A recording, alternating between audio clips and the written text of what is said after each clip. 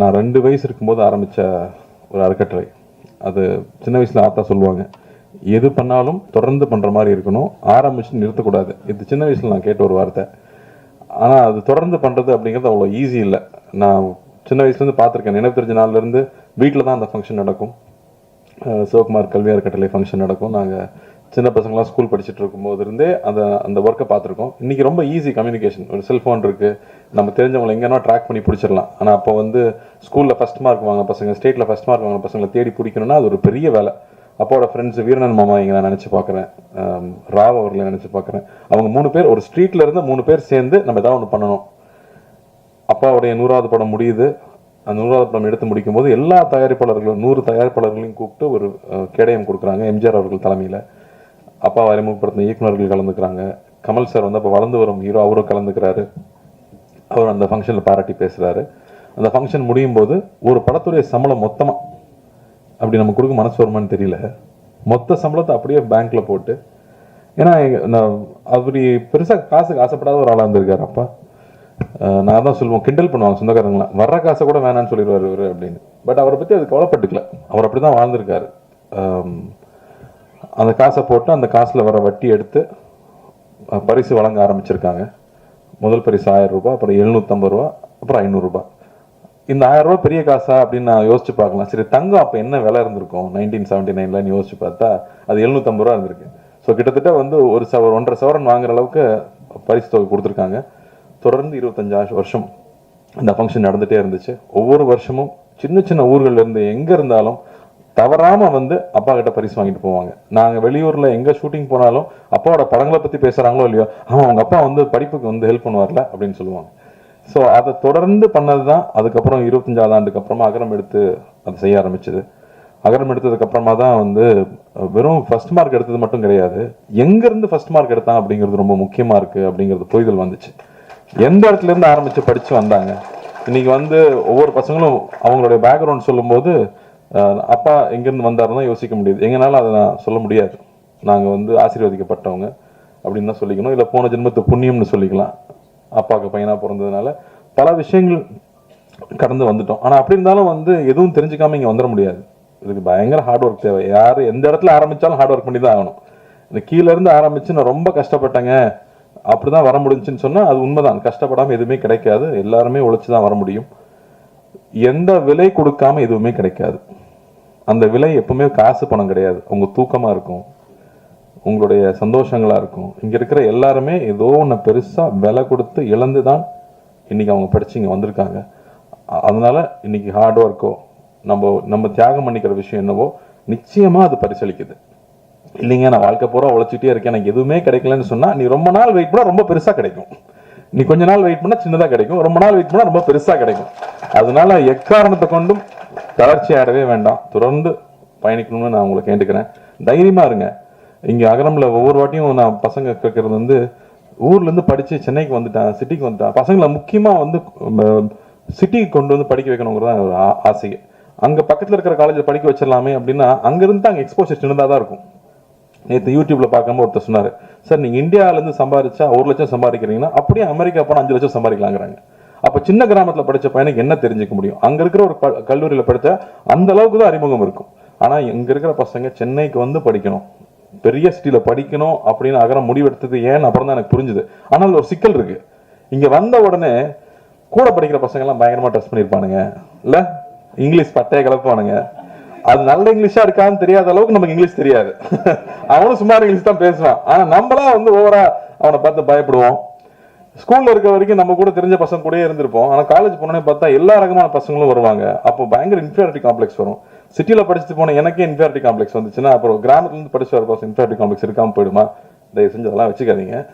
1 வருஷம் 2 வருஷம் கஷ்டமா இருக்கும். அதுக்கப்புறம் அவங்களோட பெட்டரா நீங்க ட்ரெஸ் பண்ணுவீங்க. ஏன்னா நான் பார்த்துருக்கேன், என் கூட படிச்ச பசங்க திருநெல்வேலிருந்து வருவானுங்க, அப்படியே நம்ம ட்ரெஸ்ஸிங் எல்லாம் பார்த்துட்டே இருப்பானுங்க. தேர்ட் இயர் வரும்போது பார்த்தா நம்மளோட பெட்டரா ட்ரெஸ் பண்ணுவானுங்க. டே எங்கடா அதெல்லாம் வாங்குறீங்க அப்படின்னு கேட்டா அவன் அவ்வளோ ஷார்ப்பா இருப்பான். ஸோ எது வேணும்னு நீங்க ஃபிக்ஸ் பண்ணிட்டீங்கன்னா போதும். நான் இந்த அளவுக்கு ஸ்டைலா பேசணும், நான் இந்த அளவுக்கு இந்த சப்ஜெக்ட்ல ஷார்ப்பா இருக்கணும், இதுல தான் நான் அச்சீவ் பண்ண போறேன்னு ஒரு டார்கெட் ஃபிக்ஸ் பண்ணுங்க. டார்கெட் ஃபிக்ஸ் பண்ணாம இருந்தால் எதுவுமே கிடைக்காது. என்ன வேணும் அப்படின்னு கேட்டா இங்க கிடைக்குது. இந்த பிரபஞ்சம் அதுதான் சொல்லுது. ஸோ என்ன வேணும் அப்படிங்கிறத மட்டும் கிளியராக முடிவு பண்ணிட்டீங்கன்னா அப்புறம் உங்களுக்கு வந்து ஸ்டாப் பண்ணுறது எதுவுமே கிடையாது. நீங்கள் பாட்டுக்கு போயிட்டே இருக்கலாம். ஏன்னா நான் 25 வயசு, எங்கள் அப்பா எனக்கு சொன்னது அதுதான், 25 வயசுக்குள்ள வாழ்க்கையில் என்ன பண்ண போறேன்னு முடிவு பண்ணிடு அப்படின்னாரு. நானும் 18 வயசுலேருந்து யோசிக்கிறேன் என்ன பண்ணுறதுன்னே புரியல. எல்லாரும் வந்து நம்ம பையன் ஒருத்தன் வந்தானே, இங்கே யார் பிரசிடன்ட் நீ தானே, பேசிக்லி லைக் நான் அப்பவே தெரிஞ்சது இன்ஜினியர்னு. அதை ஃபர்ஸ்ட் எதை கத்துக்கிறோமோ இல்லையா ப்ராஜெக்ட் டைப் பண்ணும்போது பேசிக்கலி லைக் வந்துடும். ஸோ என்ன நானும் ரொம்ப இன்ஜினியரிங் தான் படிக்க வச்சாங்க. எப்படி என்ன கனவுல எங்க அண்ணன் வந்து ஃபேக்டரி ஆரம்பிப்பாரு, அதுல போய் நாம அப்படியே சின்ன முதலாளியா சேர்ந்துடலான்ற ஒரு நினைப்புல அது நடக்கல. அதுக்கப்புறம் என்ன பண்றதுன்னு தெரியல. அப்புறம் தான் சரி, ஏதோ நீ வாழ்க்கையில முன்னுக்கு வரணும்னா படிச்சாகணும், நம்மளா ஒரு பாதையை தேர்ந்தெடுத்துக்கணும்னு போனேன். அப்போ நான் இன்ஜினியரிங் படிச்சு முடிச்சதுக்கு அப்புறமா ஒன்று தெளிவாக புரிஞ்சுது, எனக்கு வந்து இன்ஜினியரிங் எல்லாம் பிடிக்கல, எனக்கு சினிமா பிடிச்சிருக்கு. அது சொல்றதுக்கு ரொம்ப வெக்கமா இருந்துச்சு, ஆனால் அதை சொல்லி தான் ஆகணும். எங்க அண்ணனுக்குலாம் அவ்வளோ இன்ட்ரெஸ்ட் கிடையாது, பட் எனக்கு பிடிச்சிருந்துச்சு. ஸோ நான் தைரியமா அப்பா கிட்ட சொல்லிட்டு, இல்லைப்பா நான் திரும்பி வரேன், நான் சினிமாவில் ட்ரை பண்ண போறேன், கத்துக்கணும்னு தான் நினைச்சேன். எதுவுமே எனக்கு தெரியாது, கத்துக்கணும்னு ஆசைப்பட்டு வந்தேன். ஆனால் இதுதான் அப்படின்னு நான் முடிவு பண்ணதுக்கு அப்புறமா எனக்கு எல்லாமே நடந்துச்சு. அது வரைக்கும் நான் ஆவரேஜ் ஸ்டூடெண்ட்டாக இருக்கிறது ரொம்ப கொடுமை. ஞானவேல் சார்ட்ட நான் பேசியிருக்கேன். நல்லா படிக்கிற பையனை பாராட்டுவாங்க, நல்லா படிக்காத பையனை திட்டுவாங்க, ஆவரேஜ் மார்க் வாங்குறவன கண்டுக்கவே மாட்டாங்க. ரொம்ப கொடுமை இது. ஸோ இனிமே எது பண்ணாலும் பெஸ்டா பண்ணணும்னு முடிவு பண்ணது, எது பிடிக்குது நான் அதை நோக்கி போகணும்னு முடிவு பண்ணதுக்கு அப்புறம் எல்லாமே மாறிச்சு. அதனால என்ன வேணுங்கிறத சீக்கிரமா டிசைட் பண்ணுங்க. கொஞ்சம் கஷ்டமான விஷயம் தான், ஆனால் அதை சீக்கிரமா டிசைட் பண்ணிட்டீங்கன்னா அது நிச்சயமா நமக்கு கிடைக்கும். தொடர்ந்து படிங்க. கல்வி பெரிய ஆயுதமா இருக்கு. இங்க வந்து ஒவ்வொருத்தரும் அவங்களோட எக்ஸ்பீரியன்ஸ் ஷேர் பண்ணும்போது, நாங்கள் அகரமுக்கு வரும்போது ஒவ்வொரு வாட்டியும் அது புதுசா இருக்கும். ஏன்னா இப்போ யூடியூப்ல போனீங்கன்னா என்ன வாட்ச் புதுசா வந்திருக்கு, எந்த கார் புதுசா வந்திருக்கு, அவன் என்ன ட்ரெஸ் வாங்கினா, இதை பத்தியே தான் நியூஸ் வந்துட்டு இருக்கு. ஏன்னா நம்ம அதை தான் தேடி பார்க்குறோம். ஆனா நீங்க இந்த மாதிரியான செய்திகளை இப்போ கல்யாணி சொன்னாங்க இல்லையா, இதெல்லாம் ஷார்ட்டா வந்து அட்லீஸ்ட் 100 மில்லியன் வியூஸ் போகணும். அப்பதான் மக்களுக்கு இதை பத்தி தெரியும்.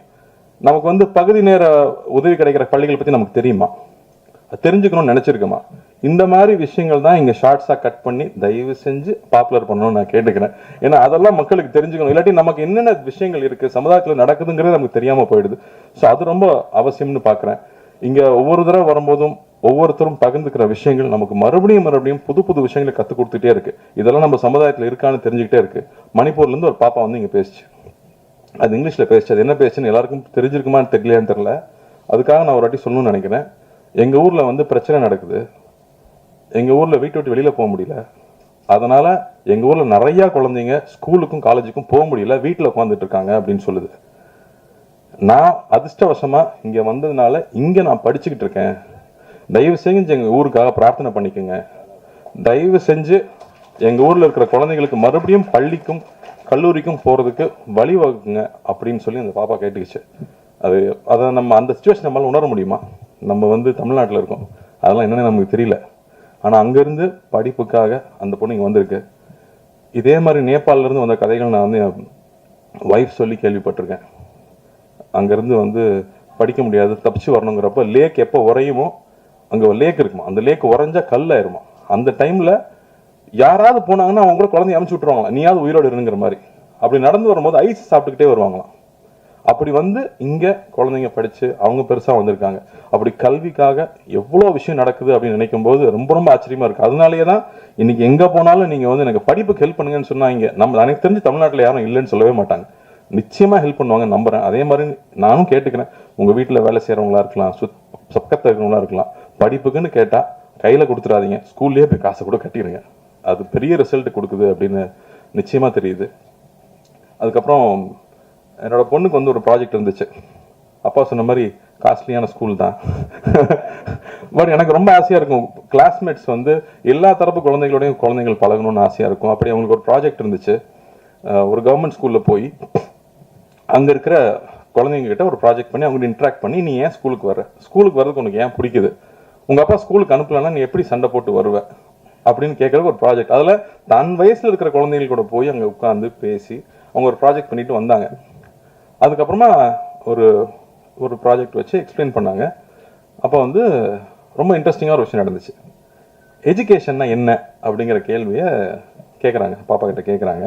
அது சொல்லுது, சக மனுஷனை மதிக்க கற்றுக் கொடுக்குது அப்படின்னு. சரி, அப்போ ஓகே. அப்போ அது எவ்வளோ முக்கியமாக இருக்குது அந்த விஷயம் அப்படிங்கும்போது எனக்கு ரொம்ப ரொம்ப பெருமையாக இருந்துச்சு. ஸோ அந்த புரிதல் எல்லார் கூடயும் போய் பழகிறப்ப தான் கிடைக்குது. அதனால நாமளும் குழந்தைகளை எல்லார் கூடயும் பழகிறதுக்கான சந்தர்ப்பங்களை ஏற்படுத்தி கொடுக்கணும். அப்போ தான் தன்னுடைய வாழ்க்கை தனக்கு கிடைச்ச விஷயங்களை மதித்து நேரான வழியில் அப்பா சொன்ன மாதிரி அந்த டிசிப்ளினும் அந்த கல்வியை நோக்கி போகிற உழைப்பும் ரொம்ப முக்கியமாக இருக்கும். ஸோ அதை நாமளும் செய்யணும்னு நான் கேட்டுக்கிறேன். வாய்ப்பளித்ததுக்கு நன்றி.